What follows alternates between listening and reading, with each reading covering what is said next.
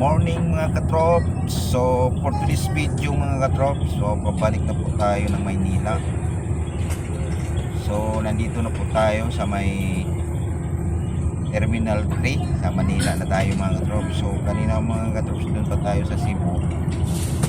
Hindi na ako nag-video mga katrop kasi inaantok talaga ako mga katrop dahil kulang pa ako sa tulog lagi dahil sa nangyari sa kapatid ko. Biglaan kasi inaantok lang mga katrops, iyab na ako ng iyab. So nandito kasi yung flight ko kasi mga katrops alas 5 po, 5:30. So medyo napaaga yung sa airport.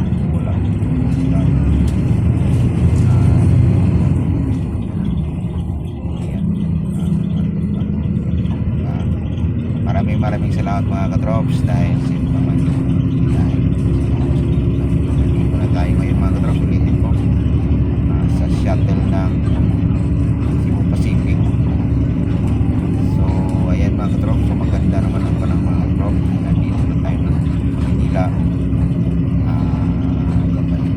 Tayo sa Tabuhayan na. Kaya check natin mga katrops mga 6:45 pa yan mga katrops. Sabi, sarap naman tulog mga katrops, kaya lang nasa biyahe pa tayo. So hindi ko na tayo matulog so yung video ko, next video ko mga katrops, so abang-abangan yun mga katrops dahil yung kapunta kaya ayun. So may video ako mga katrops sa yung may banggaan doon sa Cebu, yung yung delivery ng mga kong kami mga katrops. 6 yung niya mga katrops natamaan dahil siya po yung nakabundol mga katrops, yung taxi doon sa Cebu na yung mga kulay itim, yung mga Innova. So naararo lahat yung nasa harapan. Ang bilis siguro yung takbo mga katrops kasi maaga pa man mga katrops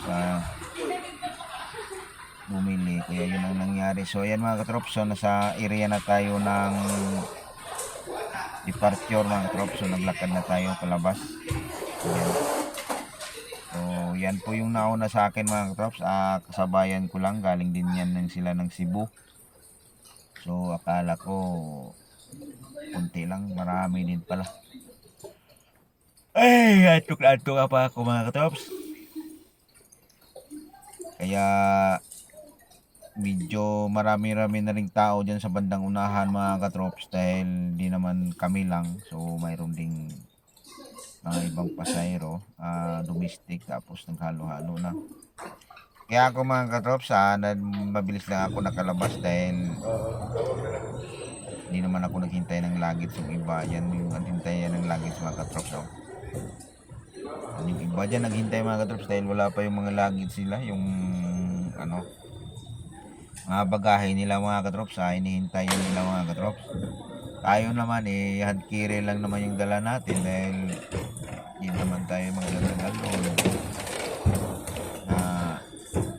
Kaya yan na, so nakalabas tayo ulit. Ang problema dito mga katrops dahil nagtipid nga tayo mga katrops, so lumabas ako mga katrops nung papunta ng highway.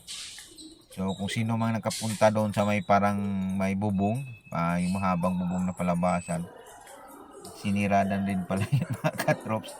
Ang layo ng nilakaran ko mga katrops, kaya bumalik na naman. Aso pa ako mga katrops, kaya bumalik na naman ako doon sa dinaanan ko mga katrops.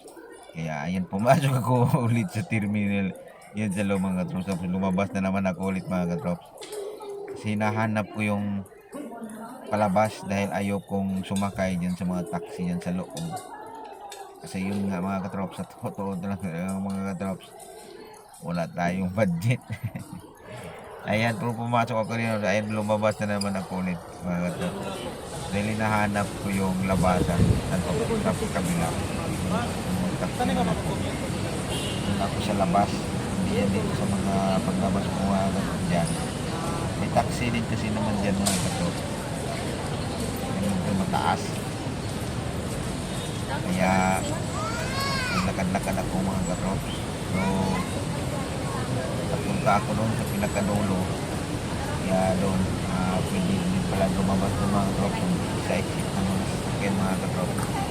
Hindi pala dumaan mga katrops. Bye bye mga katrops. Meron akong taxi na